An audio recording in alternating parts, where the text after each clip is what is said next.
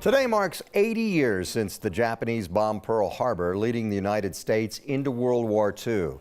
The surprise attack changed this country in many ways. One of those ways was felt by some people here in Colorado. It's a little book that tells a big story.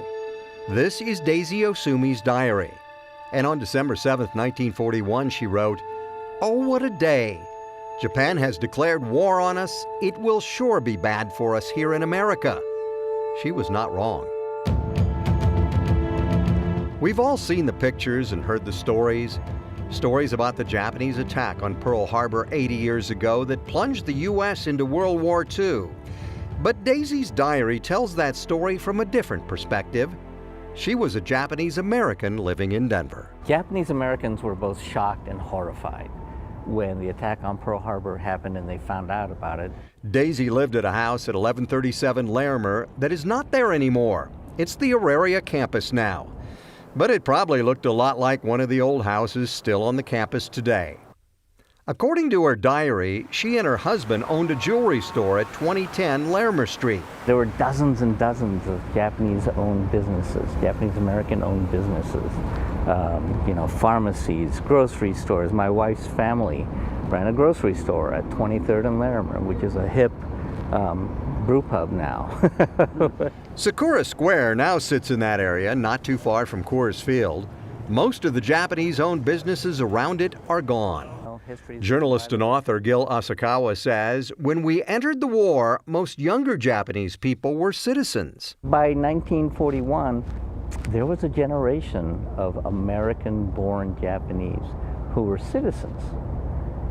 And, citizens by birth, American citizens by birth. Daisy's diary talks about her husband Harry working with the FBI, so she had to take care of the store. After the bombing of Pearl Harbor, the FBI was known for harassing Japanese Americans. Racial intolerance was everywhere, including in Denver. Racial epithets hurled at them.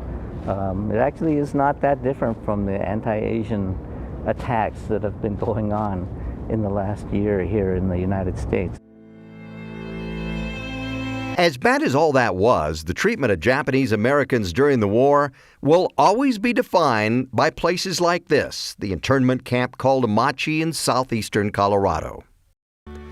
Through an executive order by President Franklin Roosevelt, 110,000 Japanese Americans, mostly from the West Coast, were forced into 10 camps across the country. 7,000 of them ended up at Amachi. Marion Takahara was one of them. As a 16, 17-year-old, you begin to wonder, why? Why am I here? And that was my home. And it was awful. But the people in the camps made the best of it. They lived in barracks, formed schools, planted gardens, had beauty parlors and Boy Scout troops.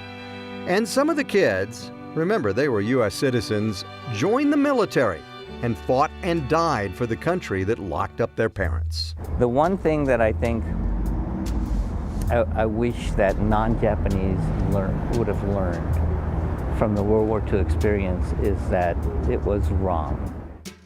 It's the story of racial injustice, a dark time in U.S. history, a story told in Daisy Osumi's diary.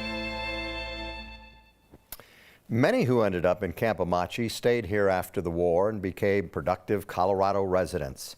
There is now a bill in Congress to make Amachi a national park, which will hopefully make more people aware of its history and of that injustice.